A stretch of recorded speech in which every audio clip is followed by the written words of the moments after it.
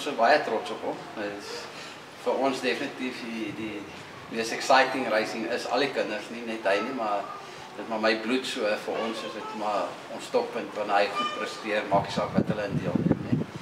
En hy vlieg. Hy's bietjie modest dink ek met wat hy sê, maar hy vlieg en dit was goeie kompetisie in die juniors, so hy moes gewerk het om die kampioenskap te wen. Ons baie trots op hom.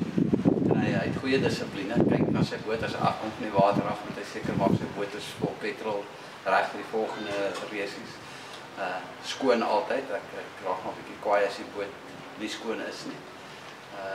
Ouers sit maar alles in wat jy kan vir jou kind, maar as hy nie na dit kyk nie, dan kan dit ook nou gou weggevat word. En dan hy doen akademies, doen dit baie goed. Hy's in die top 5 by sy skool in sy graad. So as die akademie daar is, dan weet hy dan kan ons speel. Maar die akademie kom maar eerste. Maar ons het nie 'n probleem op akademie nie. Dit het maar van ma geërf. Die akademie was 'n paar byvak.